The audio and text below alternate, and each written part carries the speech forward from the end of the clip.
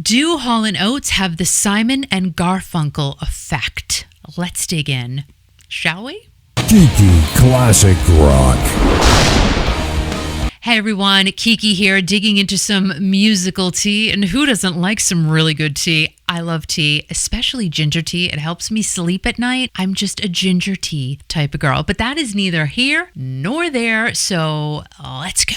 But before we go, please consider subscribing to the channel if you have not already, and also giving our radio station, hooray! Kiki.fm, a listen. We are absolutely free in the App Store, and we play the best in classic rock and classic hits. Kiki.fm, yeah, try us out. I think you'll like it. So let's talk about these four cats who have really a similar kind of sorta musical story. Now, Paul Simon and Art Garfunkel were bonded since they were kids. They both went to the same elementary, junior, and high school. They both grew up in the same section of Queens, New York, only 3 blocks away from each other, and they both loved listening to the radio, and they both loved the Everly Brothers. So what do you do if you both like listening to the radio and listening to the Everly Brothers? Well, you form a group so you can get all the girls. And that's what they did. They called themselves the Peptones, very appropriate name for the time. Got some gigs when they were only 15 and recorded their very first song, Hey Schoolgirl, at a recording studio in Manhattan. And they only spent $25 to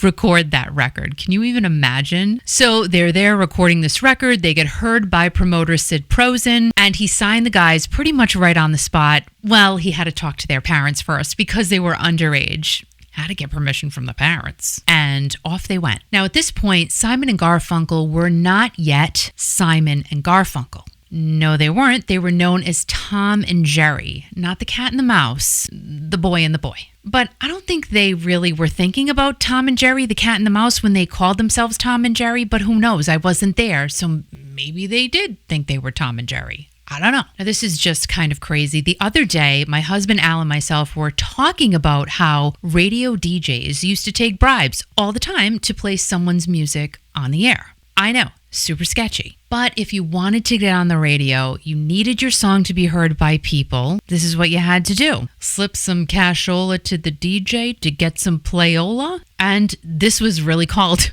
payola. It was a thing. And maybe it's still a thing. It could be. We just don't know about it. While still in high school, Tom and Jerry, really Simon and Garfunkel, but they were still Tom and Jerry, they appeared on Dick Clark's American Bandstand in 1957 with Jerry Lee Lewis. Wow. And this was a huge year for Jerry Lee Lewis, as he was already on the charts with Great Balls of Fire, Big Maybelline, and Whole Lotta Shakin' going on. Tom and Jerry also got their very first paycheck for their single, Hey Schoolgirl. They got $4,000. Lots of money for that time. And they did share a big piece of that with their promoter. Of course, the promoters took mostly all of the money at that point. And even though the guys were starting to become a really big deal, they decided that they were still going to move forward and go to college, just in case the music thing didn't work out. But there was trouble in their paradise very early on. While Art was not really comfortable in his rock and roll shoes, Paul really was. So he figured maybe he could get a little of his own thing going on in the background. You know, on the side, while Art is really wrapped up in school, Paul wasn't wrapped up in school as much as Art was. And Paul was really digging the attention, so the fact that he wanted to get his own music out there is kind of understandable. And Paul put a song out there, he did, and it was through his promoter. It was actually his idea. They changed Paul's name, and he recorded the single True or False under the name of True Taylor. This is a good thing, right? I mean, this is something that, Paul and Art, obviously, they were into the musical path of life. But, Paul just wasn't into school the way Art was. It was a fabulous idea, but Art did not look at it that way. He felt like he was being betrayed because Paul went and put this song out on his own without Art's knowledge. And their families were even angry at each other for what Paul did. You know, if Paul's family, they were standing behind him 1,000% to go and, you know, put this single out under another name. Art's family was siding with Art, of course, because they felt that Paul went behind his friend's back. But everybody decided to just smooth things over and move forward because everyone knew that these guys had something really, really special. Now, the pair, they got over that hurdle, kind of, sorta. They got signed by Columbia Records. They released their first album Wednesday morning, 3 a.m. in 1963. The Sound of Silence is on there, and even though it didn't really take off at first, it did a couple of years later in 1965 with the help of radio DJs because they loved the song and they kept playing it over and over again, and that's how that started to take off. So they recorded lots and lots of great songs, and they did record their last album, Bridge Over Troubled Water, in 1970. That album won 6 Grammys, including Album of the Year in 1971. At this point in time, Bridge Over Troubled Water was the best-selling album until Michael Jackson's Thriller came along in 1982, and that ended up taking that spot. Simon and Garfunkel, until this point, had been regarded as the greatest duo in the world, the greatest rock duo in the world. However, I consider them more of a folk duo, but go ahead and look it up. Simon and Garfunkel are viewed as the greatest rock duo. But other duos have come along since Simon and Garfunkel, and we'll talk about them in just a minute. Art and Paul reunited on and off again over the years, and in 2010, they performed together at the New Orleans Jazz Festival, and in 2015, Art called Paul, well, some not very nice names. He called him an idiot and a jerk. It's in print. You can find it. And Paul went on to say that they weren't really destined to stay together because all duos break apart at some point. Is that really true? All duos? Maybe. Maybe most duos. I don't know about all, though. So on to our more current duo that we are comparing to Simon and Garfunkel, and that would be Hall & Oates. Daryl Hall and John Oates, to be exact. Now, they are going through something similar to Simon and Garfunkel. Again, Simon and Garfunkel had so many things that were public knowledge over the years, so many fights and arguments and whatnot. But Hall & Oates is now going through kind of, sort of, the same thing. But it seems to me that the Hall & Oates dispute is way more costly than what Simon and Garfunkel went through because Daryl and John are actually involved in lawsuits. I don't believe that Paul and Art ever actually got into the lawsuit arena. I think it was just a public back and forth of you're this and you're that, or you're not this and you're not that. Yeah, so Daryl and John are really going through a legal battle amongst themselves. Now, as Cliff Richard says, it's so funny how we don't talk anymore. I don't find it funny. I'm so sad about the Hall & Oates argument and fight and whatever you want to call it. I'm really sad about that because I didn't necessarily grow up listening to Simon and Garfunkel. I know their music, I know who they are, of course, but Hall & Oates I grew up listening to, and it's just really, really such a super sad argument for me to have to even talk about and for all of us to know is even in existence. And I mean, come on, Hall & Oates have done so many great songs. Maneater, You're a Rich Girl, You Make My Dreams Come True. Like, these guys are just, like Simon and Garfunkel, iconic, but 70s and 80s iconic. Granted, Daryl Hall and John Oates have not been performing as long as Simon and Garfunkel. And the point of this video is to show that duos over the decades have had problems with each other. And I think these are two that are just the most similar I can relate to. But Daryl and John's lengthy presence in the music industry is definitely nothing to shake a stick at because they've been here a while too. Now, the guys kind of sort of kept their real names-ish. Daryl was born Daryl Franklin Hall, not H-A-L-L like we know it. It is spelled H-O-H-L, pronounced Hall, but spelled differently. But I do think Daryl looks like a Franklin, right? He just does. So if Daryl actually kept the name Franklin, I'm not sure that Franklin and Oates would have been as successful as Hall & Oates. But dang, Daryl could have kept the name Franklin. Now, John was born John William Oates, so he booted the William, but John looks like a William too, right? He could have kept his two first names, John William and Daryl Franklin.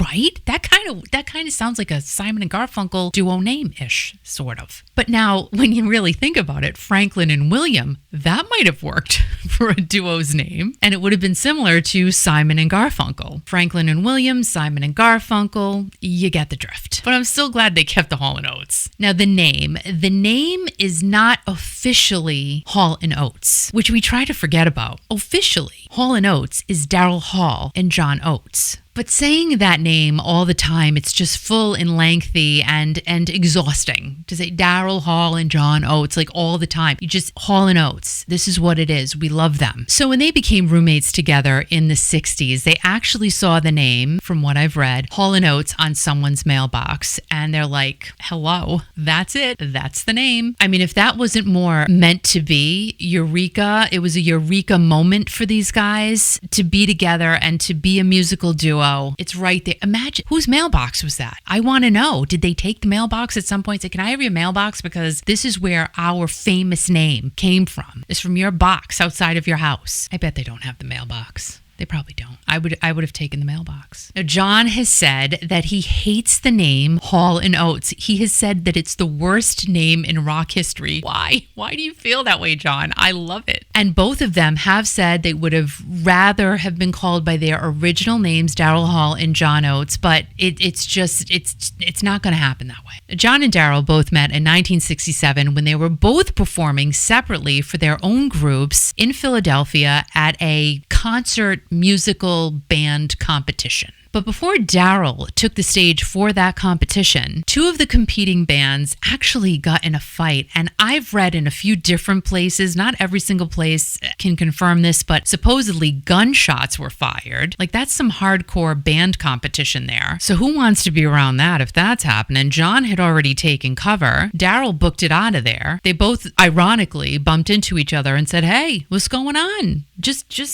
ducking some gunshots here at the band competition. And they were both students at Temple University. So the name of Daryl's group was the Temptones, and John was with the Masters. Daryl was studying music and John was studying journalism. So right there, just by what each of them was studying, it showed how different they both were. And apparently Daryl was the partying college student. John was more the quiet one. And you could just tell that, right? Now, as far as who was the crazier one in Simon and Garfunkel, for this, I'm referring to crazy as party people, not that kind of crazy, but like fun, woohoo, crazy. So out of the two of them, I would totally say that Paul was the party musician person compared to Art, because he seems wicked serious. But John doesn't really seem that serious that he wouldn't be fun. Daryl just seems like he'd be more frisky. And if I'm wrong, let me know. Daryl and John became roommates after John came back from carousing around Europe, because that's what you can do when you're in college. You have no responsibilities and you can basically do whatever you want. And when you have no responsibilities, you can carouse. That's what we did. We caroused. But John did have one responsibility while he was gone, and that was to pay his rent, which he did not do, allegedly. So when he got back to the States, he had nowhere to live, and Daryl took him in. It was 1970. They both got really, really serious about the music that they loved, and they formed their partnership. But they were friends too, really good friends, because if you're going to live with someone, you got to be friends. You got to be able to like each other. So they clearly had a tight bond back in the day. And I know you can live with someone just to get the rent paid, but at the end of the day, I think these guys were truly, truly great friends. She's Gone was written by both Daryl and John. It was released in 1973 on their album Abandoned Luncheonette, but it did not become a hit in 1973 when it was released. And didn't it feel like, or doesn't it feel like She's Gone was released later in the 70s? But it wasn't. It was released in 73. Again, it didn't become a hit until 3 years later when they had to re-release. They didn't have to, they just did. They re-released She's Gone under a different number. What? I didn't even know this was a thing, but clearly it's a thing. And that's hella confusing because the song's title didn't change. Nothing changed about the song. So comment down below if you know the significance of re-releasing a song under a different number. 1975 is when Hall Oates, the steam started picking up for them and the ball began to roll. But the 80s, come on, they were definitely icons of the 80s and they definitely owned a piece of this decade, for sure. But as that moment and that decade began to come to an end, their last hit was So Close. That's what it's called, So Close. John Bon Jovi is one of the songwriters of that song, and that happened in 1990. And the steam began to wear off, the times were changing, and so is their music. But you know what? Hall & Oates is just a duo that I feel like their music has always been relevant and always truly loved. Like, we never forgot about Hall & Oates, ever. And Simon and Garfunkel, you know, we knew they were there too. Paul was cranking out singles by himself in the 80s and Art was releasing music too, but we didn't hear too much about Art's music. Paul's music we did. And it wasn't as publicized as Paul's music was. Why that is, I don't know. And you really can't sugarcoat the fact that not many people publicly were talking about Simon and Garfunkel at that time. They were talking about Hall & Oates. And no one has ever really stopped talking about Hall & Oates. I guess it's a generational thing. So does Hall & Oates have the Simon and Garfunkel effect? I don't think so.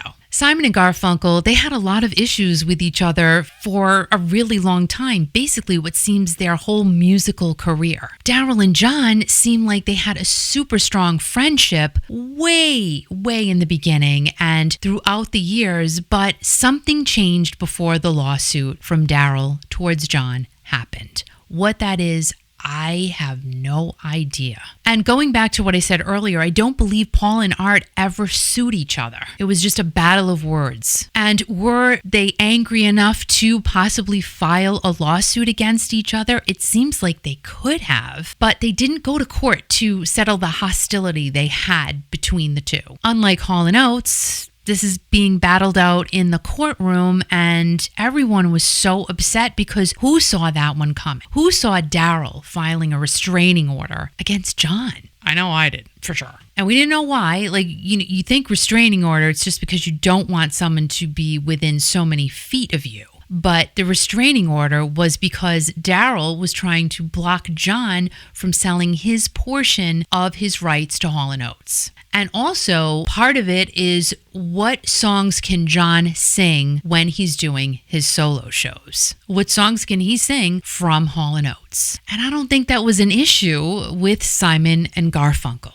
Now, Daryl has said some pretty intense things about John, like Daryl said he did all the work for the group. Daryl told Bill Maher that John was not his creative partner, but just his business partner. And Daryl also said that he didn't like being a duo because each member of that duo was always being picked apart. But you've been a duo for a long time, and you went into it as a duo, right? Now, Daryl and John are both on tour right now. Daryl just released a bunch of tour dates, and so did John. And I'm thinking at any time soon, they will not be performing together as Hall & Oates. Which, let me tell you, I saw their show a few years back, and it was so good. And they looked like they were fine on stage. I mean, you could kind of sense something, but they appeared to be okay. I mean, they were there. Neither Paul nor Art will be performing this year. And when you go back and you take a look at the history of Simon and Garfunkel on their website, it is absolutely incredible.